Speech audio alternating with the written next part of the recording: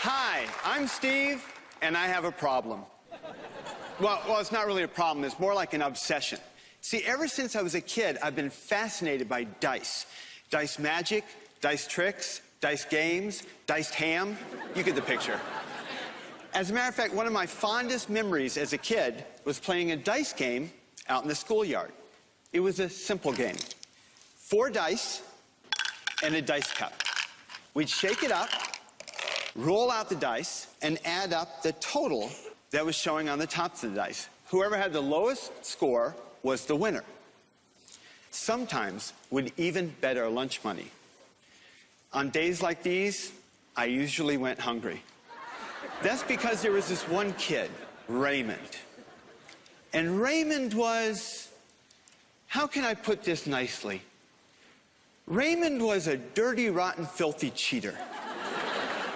See, when we roll the dice, we'd roll them like that. But Raymond would turn the cup upside down and shake them like this.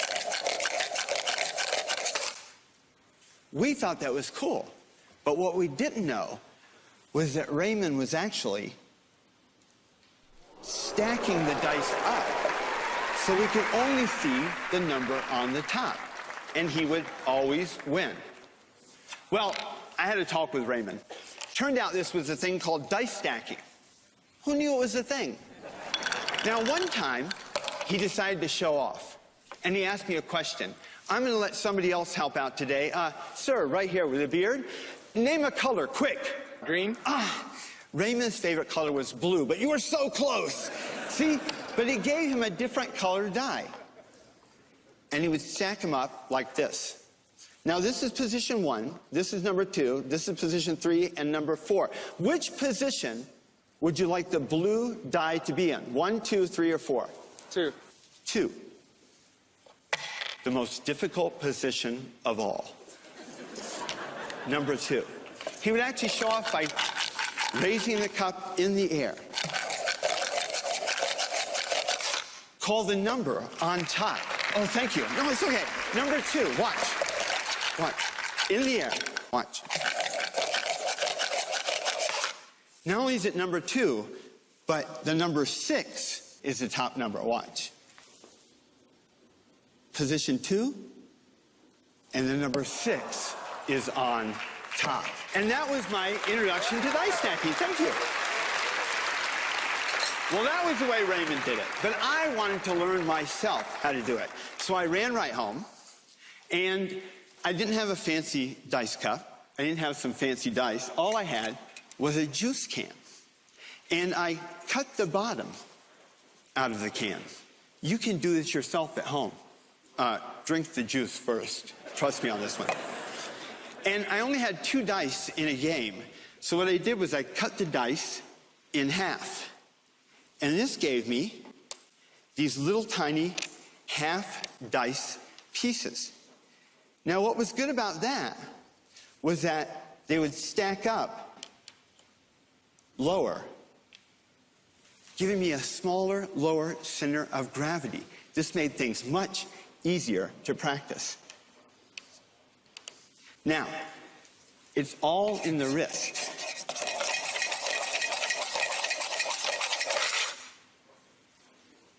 Now, stacking dice is a lot like falling off a building. It's not the speed that gets you, it's that sudden stop at the end. The nice thing about this was there's a hole in the top of the can, so you can check to make sure they're stacked up. Remember I told you that was the easy way to stack them, the small way. Who knew that it would also be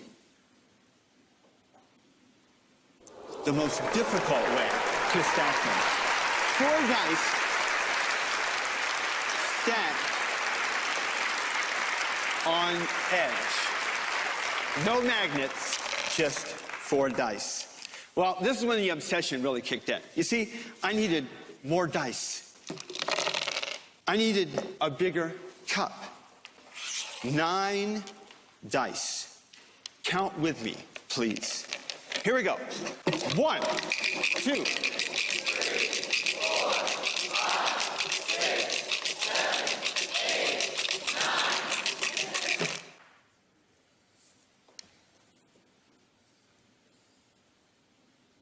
1, 2, 3, 4, 5, 6, 7, 8. The incredible 9 dice stack of death.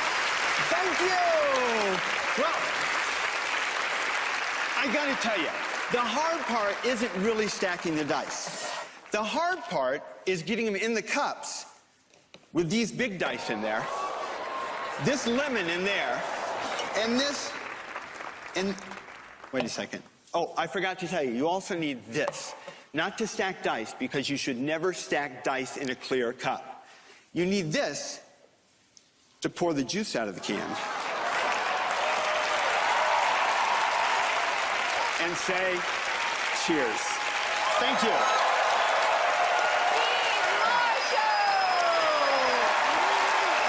Cheers. Where did you come up with that? I saw this a long time ago. It's an old art, dice stacking.